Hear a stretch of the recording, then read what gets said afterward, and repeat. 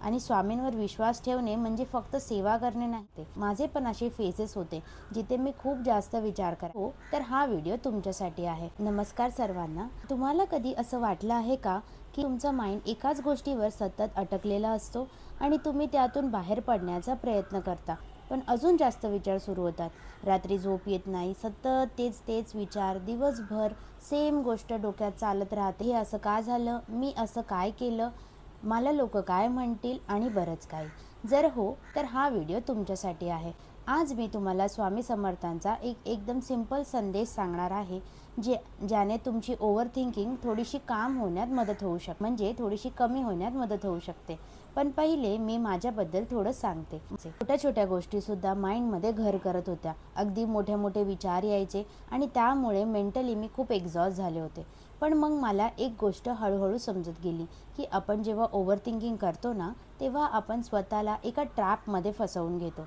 आपण असं समजतो की मी हा प्रॉब्लेम लगेच सॉल्व्ह करेन, पण खरंच आपण फक्त त्याला माइंडमध्ये रिपीट करत असतो सारखं विचार करून. आता एखादी सिंपल गोष्ट बघा, जेव्हा काही प्रॉब्लेम येतो किंवा प्रॉब्लेम असतो, त्या प्रॉब्लेमला सॉल्व्ह करायचं असतं की त्याच्याबद्दल सतत विचार करायचा असतो? सॉल्व्ह करायचं असतं ना.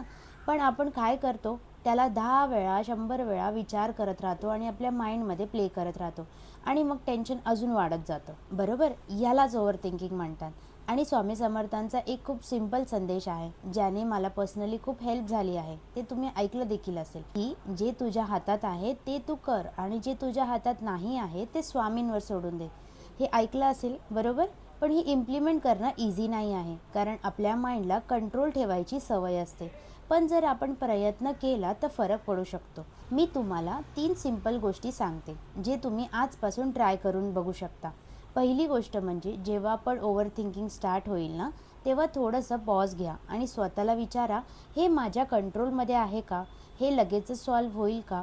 जर आन्सर असेल नाही, तर त्या गोष्टीला थोडासा वेळ द्या आणि त्या गोष्टीला मेंटली सोडून द्या. दुसरी गोष्ट, जेव्हा खूप विचार येत असतील तेव्हा ते पेपरमध्ये लिहून बघा, ज्याला आपण जर्नलिंग देखील म्हणतो. कारण जेव्हा थॉट्स बाहेर येतात ना, तेव्हा माइंड हलकं फील होतं, आपल्याला क्लॅरिटी भेटते, सगळं कन्फ्युजन देखील क्लिअर होतं. तिसरी गोष्ट, ॲक्शन रूल, म्हणजे जेव्हा काही सॉल्व्ह करता येत असेल तर ते सॉल्व्ह करून घ्यावं, पण जर ते करता येत नसेल तर त्यावर जास्त विचार करू नये, थोडासा वेळ द्यावा त्याला.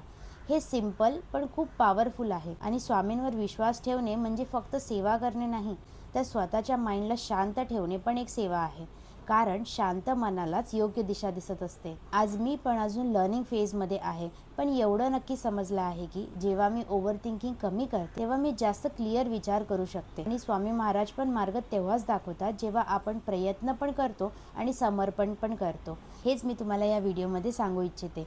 जर तुम्ही पण सध्या ओव्हर थिंकिंगमधून जात असाल तर स्वतःला एक गोष्ट नक्की सांगा, मी या विचारात अडकणार नाही, मी सोल्युशनकडे लक्ष देणार आहे. जर तुम्ही पण सध्या कोणत्या ओव्हर थिंकिंगच्या फेजमधून जात असाल तर मला कमेंट सेक्शनमध्ये नक्की सांगा, तुम्हाला कोणत्या गोष्टी जास्त विचार करायला लावत आहेत. माझ्याकडून काही हेल्प होऊ शकत असेल, काही मदत होऊ शकत असेल तर मी नक्की करेन. चला तर मग, श्री स्वामी समर्थ. आणि हो, व्हिडिओ आवडला असेल तर लाईक आणि सबस्क्राईब करायला विसरू नका. पुन्हा भेटूया पुढच्या व्हिडिओमध्ये एका नवीन पॉझिटिव्ह थॉटसोबत, एका नवीन पॉझिटिव्ह संदेशसोबत. तोपर्यंत नमस्कार.